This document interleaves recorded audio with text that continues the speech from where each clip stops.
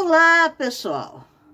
Sejam bem-vindos a mais um programa Multiartes Podcast, produzido pelo Centro de Artes e Produção.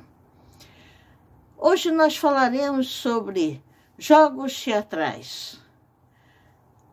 Mas antes de conversarmos com o nosso convidado, colocarei aqui uma introdução sobre Viola Spolin, que é a criadora dos jogos teatrais. Viola Spolin foi uma das figuras mais influentes do teatro do século XX. Conhecida como a mãe da improvisação teatral, ela revolucionou a forma de ensinar e praticar teatro ao criar jogos teatrais que estimulam a criatividade, a escuta e o trabalho em grupo. Nascida em 1906 nos Estados Unidos, Spolin acreditava que todos podiam atuar, bastando liberar o corpo e a mente das amarras do julgamento. Seu método, baseado no jogo, propõe que os atores aprendam brincando, explorando o espaço, o tempo e as relações com os outros. Essa abordagem não apenas transformou o teatro, como também influenciou profundamente a pedagogia e a psicologia. Sua obra mais famosa, Improvisação para o Teatro, é uma referência mundial e segue sendo usada por artistas, educadores e terapeutas até hoje. O legado de Viola Spolin nos lembra que o teatro é, acima de tudo, uma forma viva de expressão e conexão humana.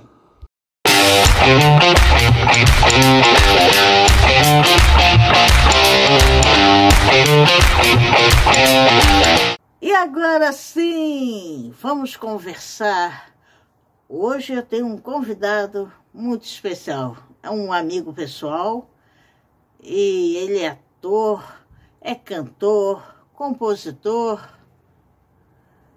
Eu estou falando de Joey Ribeiro. Seja muito bem-vindo, Joey, meu amigo. Muito obrigado, meu amigo. Prazer meu. Joey, para você, qual é a importância dos jogos teatrais no processo de aprendizagem nas artes cênicas? Olha, minha amiga, eu posso dizer para você que é fundamental, é essencial para todas as crianças, mas eu digo além, para todas as pessoas, né? Porque ela trabalha muitas coisas, né? Ela trabalha a concentração, ela trabalha a criatividade, isso para um jovem, isso é muito importante, as pessoas estão criando a sua personalidade, né? Então, assim, é muito importante trabalhar a concentração, a criatividade, a gente trabalha a voz, trabalha o corpo, trabalha, obviamente, a interpretação, né? Trabalha a coletividade, a união, trabalha em grupo, né? Então, assim, o teatro é importante para todas as pessoas, principalmente os mais jovens. De que maneira os jogos teatrais contribuem para a construção do trabalho em equipe e da empatia entre os participantes? Uma coisa puxa a outra, né? A empatia gera coletividade, né? Então, quando tem os jogos teatrais, na realidade, a construção de uma aula teatral ou para uma peça teatral, ela é fundamental, porque ela é como se fosse um aquecimento, né? É, as pessoas da minha idade, da sua idade, por exemplo, se a gente for fazer um exercício físico, a gente precisa de um aquecimento para conseguir fazer aquela determinada atividade, senão a gente vai ter algum tipo de contusão física, correto? Nos jogos teatrais, também, dependendo da idade da pessoa, mas para o jovenzinho, para a criança, para o jovem nem tanto. Na realidade, ele entrar no clima daquele jogo, né? Entrar no clima da aula para conseguir ter o sentimento, para conseguir desempenhar aquele papel. Só que, mesmo quando não há um ensaio pré-determinado, os jogos teatrais vai fazendo com que as pessoas vai tirando a ferrugem e, ao mesmo tempo, ela vai se enquadrando uma com a outra, né? As pessoas vão tendo essa relação uma com a outra. A relação interpessoal, depois de um tempo, vai tendo empatia maior com a outra, aí vem o altruísmo de grupo, ou seja, as pessoas vão ajudando uma a outra, até chegar o momento que as pessoas se conhecem pelo olhar. Aí, a partir do momento que isso acontece, vem o texto, aí a química já tá rolando, né? Entre todos os amigos de cena, entre todas as pessoas do grupo, e termina fazendo com que tudo flua normalmente como a gente precisa. Com certeza. Pessoal, eu continuo aqui conversando com o Joey Ribeiro, mas peço para vocês darem um like, se inscreverem, mandar mensagem e compartilharem. Ok? E compartilhem bem, porque eu acho que esse assunto, para quem está na área cênica, teatral, ou qualquer área artística, é de suma importância. Agora, Joy, quais são os principais jogos propostos por Viola Spolin e qual é a relevância de cada um deles na prática teatral? Olha, na realidade, cada aula tem a sua temática, né? Então a gente vai trabalhando durante o período letivo, jogos que tenham a ver com aquele sentido, né? Como eu trabalho, na maioria das vezes, né? Tem vezes que eu trabalho com oficina, tem vezes que eu trabalho no colégio na grade curricular. Então, de acordo com o tempo, com a maturidade do aluno, a gente vai chegando um pouquinho mais além, né? A gente começa desde os primórdios, com vivo ou morto, com pedra, papel e tesoura, e depois a gente vai chegando até o auge da interpretação, usando, inclusive, algumas técnicas, como, por exemplo, do teatro do oprimido, mas isso depende muito da maturidade do jovem, né? Não adianta você pegar uma criança de sexto ano, trabalhar o teatro do invisível, sem nenhum tipo de preparo, que isso vai ser uma bomba dentro da cabeça da criança. Então, eu não Verdade. tenho, respondendo a sua pergunta, eu não tenho um exercício específico que seja mais importante que o outro. Eu acho que cada exercício vai de acordo com a maturidade da turma e do grupo que a gente está trabalhando. E como você enxerga a aplicação dos jogos teatrais fora do ambiente teatral, como em empresas ou escolas? Eu acho isso muito bom, porque empresa, por exemplo, trabalha o funcionário, né? A relação do você lidar com o público, isso é muito importante. Então, eu acho que o teatro ele serve para todas as pessoas, né? O teatro ele vai desde o período, desde o ensinar, incentivar a você trabalhar a interpretação que já está dentro de você, né? Trabalhar a sensibilidade de um ator, até aquelas pessoas que precisam perder a inibição para trabalhar melhor dentro do seu ofício, né? Ou até mesmo uma pessoa que está com algum problema, seja de depressão, de ansiedade, que os jogos teatrais acaba com essa ansiedade e, ao mesmo tempo, termina se valendo de uma terapia para que as pessoas possam chegar ao seu equilíbrio, reencontrar o seu equilíbrio, né? Então, quando você faz um trabalho de apresentação teatral numa empresa, isso incentiva outras pessoas a começarem a fazer teatro, porque teatro não tem idade, né? Você pode começar a fazer teatro com 80 anos. Eu tenho, por exemplo, um conhecido, Vilmar Amaral, que ele foi pediatra a vida inteira, e quando ele se aposentou, ele começou a fazer artes plásticas, lançou um livro sobre o tema, e depois, se eu não me engano, com 83 anos, ele começou a fazer, ou 73, perdão, ele começou a fazer teatro, e começou até num curso de cinema no qual participei como ator também, isso lá atrás, em 2003. Só sei que em 2003 ele estava fazendo um curso de cinema comigo. Em 2005 ou 2004 ele estava fazendo já no palco com atores profissionais, com Fernanda Guimarães, com Sueli Franco, com a falecida, esqueci o nome dela agora, bem conhecida, que era ruiva, é, Françoise Forton, com o falecido Adriano Reis, entendeu? E aí? E depois assistir ele numa novela na Record.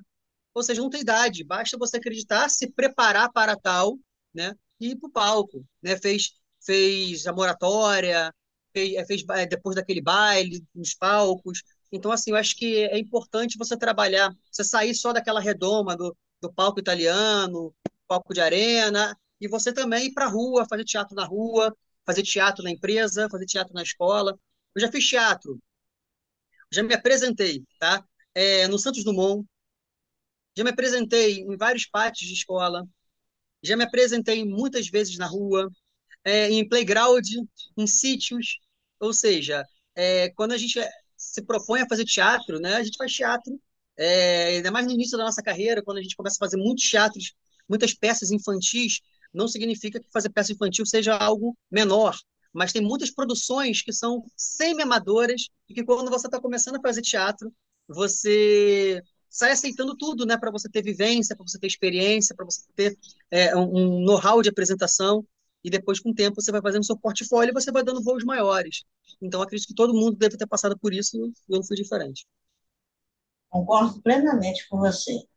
E lembrando também que realmente teatro não tem idade, conhecemos uma pessoa que já está lá em cima, que Deus a tenha, que a Eunice começou o teatro com uns 70 anos, eu acho. A Eunice, eu tive o prazer de trabalhar como ator com a Eunice em A Bruxinha que Era Boa. Isso, conheci a Eunice no ano 2000. Ela era aluna do meu grande mestre, o primeiro professor de teatro, que é nosso amigo, né, em comum. Eu falo no porque a alma, A a alma alma ela é está imortal, aqui. né? Então, assim, ele só está em outro plano espiritual. Eu tenho muita saudade dele. Você não tem Eu noção de como eu também. lembro dele, assim, com muito carinho. O Antônio Augusto. Então, assim, eu fui aluno do Antônio Augusto. Eu comecei a fazer teatro em 98 com o Antônio Augusto, né? Num grupo chamado Quem Somos Nós, no Colégio Brigadeiro Short, aqui no Rio de Janeiro. Isso em 98. No ano 2000, ele estava na Praça Seca com um grupo chamado Desculpe o Talento. E a Eunice fazia parte. Então, participei naquele ano 2000 com o grupo por um tempo. E depois, em 2001, ele me convidou para fazer a Bruxinha que Era Boa. Eu fiz o menino Pedrinho, né? Isso em 2001, era bem mais jovem, né? E tive o prazer de trabalhar com ela. Ela fazia a Bruxa Peredegunda e eu fazia o Pedrinho. E depois ficamos muito amigos, assim, sempre que tinha um sarau de poesia, ela ia, a gente se encontrava, tive o prazer de frequentar a casa dela. Infelizmente, no período da pandemia, ela faleceu não de Covid, né? Mas ela foi Não. impossibilitada Ela foi pela, impossibilitada de de fazer o fazer o tratamento dela, né? tratamento, que Pois ela é, tinha leucemia. ela tinha leucemia. E ela é um grande exemplo disso, né? E ela era muito dedicada, né? Muito disciplinada no que ela fazia, né? Então, Também. assim, As festas espero que dela eram artísticas, eram teatrais. artísticas, né? E eu espero do fundo do meu coração que eles dois estejam nos ouvindo, assim, Com esteja certeza. Até fico com um arrepiada sorriso, aqui falar, porque falando, ó, Augusto, ó, Eunice, eles não esqueceram da gente, jamais. Saudade. com certeza. E também podemos lembrar mais para trás um pouquinho um ator famoso, o Jô Soares, que começou também depois de se aposentar no teatro. Ele começou com 45 anos, né? 44 ou 45 anos. Eu vi uma entrevista sobre o Jô Soares quando ele morreu. E olha que ele morreu já tem um tempinho, né? Ele morreu, acredito que já teve até uns 30, quase 30 anos que o Jô Soares morreu, eu acho, né? Ele, Deve ter acho bastante tempo, não lembro. eu acho que a última novela dele foi As Pupilas do Senhor Reitor, no SBT em 95, eu acho. Se não foi, foi um pouco depois. Excelente ator. Isso me inspirou muito, tá? Quando eu vi que ele começou tão tarde, eu falei assim, caraca, que bacana, né? Porque eu comecei razoavelmente tarde, assim, comparado com muitos jovens que a mãe tá colocando em agência aí com 5, 7 anos de idade, eu comecei com 17, né? Eu Em comecei, 1998. Então, eu assim, comecei em 2009, eu tinha quase 40 anos, acho. que legal, era assim, bem recente também, né? E nós já trabalhamos juntos no palco, né, Iraci? As aventuras Fizemos de um cartaz Miller, de Miguel Falabella no passado. literalmente um ano. Foi em abril do ano passado, né? 6 de abril. É verdade, é Vai verdade. fazer um ano daqui a 2 dias. Poxa, que legal. O tempo passa muito rápido, né? Esse é o problema. Mas me diz, que desafios você acredita que os educadores enfrentam ao implantar jogos teatrais em suas aulas?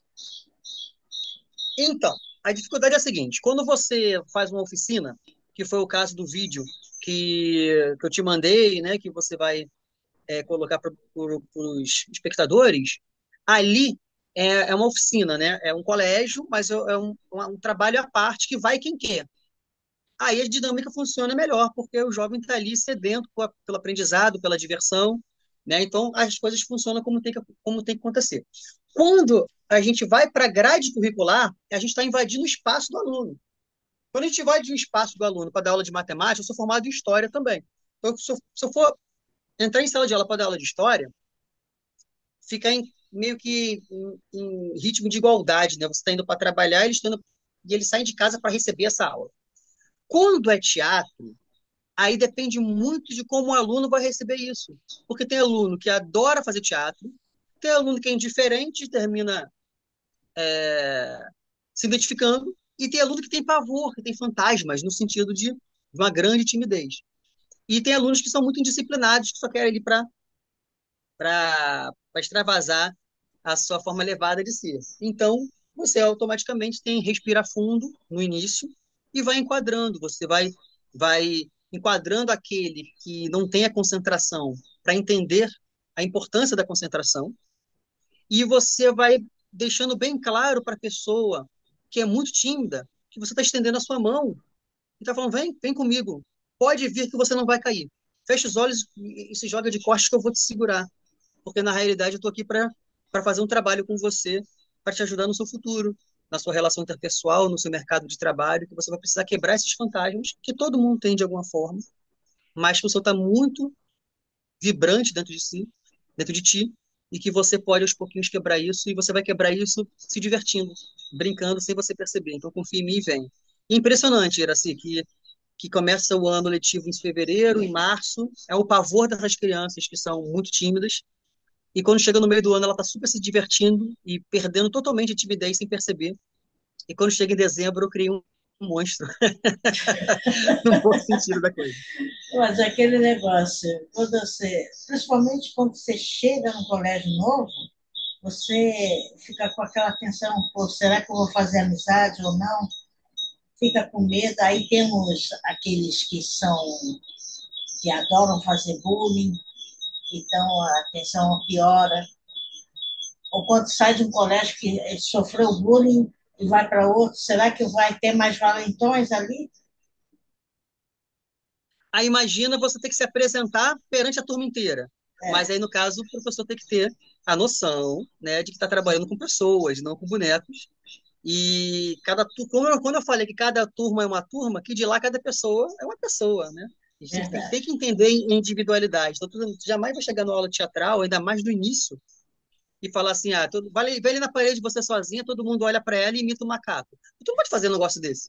A pessoa vai entrar no desespero na semana seguinte. Se tua aula for na terça, na segunda, o jovem já no final da tarde já está desesperado, porque na terça-feira vai ter minha aula de teatro. Isso não pode acontecer.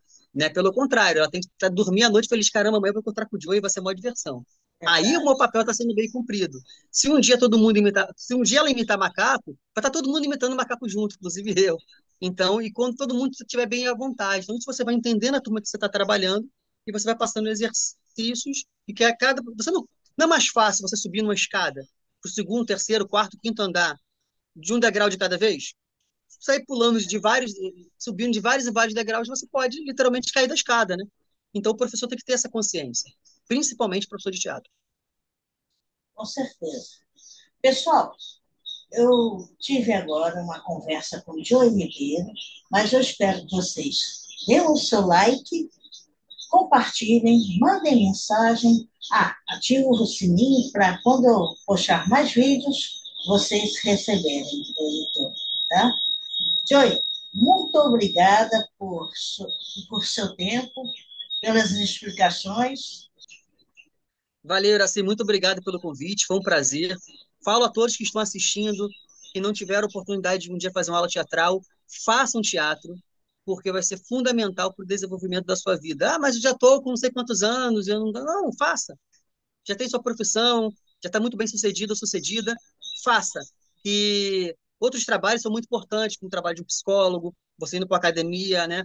E fazendo aquele esforço físico e vem a dopamina. Mas o teatro pode fazer a união dessas duas atividades e fazer com que, junto com a espiritualidade, você possa ter um caminho mais leve, mais tranquilo, conseguindo se equilibrar e trilhando o fim da sua vida com muito mais prazer e harmonia.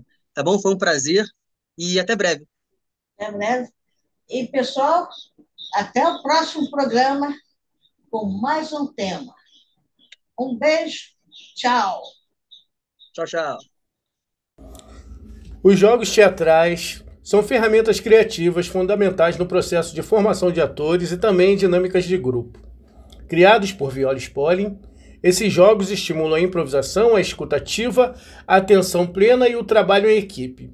Eles ajudam os participantes a se soltarem, explorarem suas emoções, desenvolverem a imaginação e se expressarem com mais liberdade.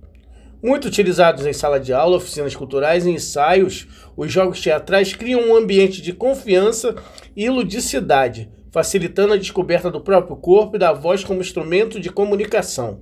Além disso, promove a inclusão, empatia e a quebra de barreiras sociais, mostrando que o teatro é uma arte acessível a todos.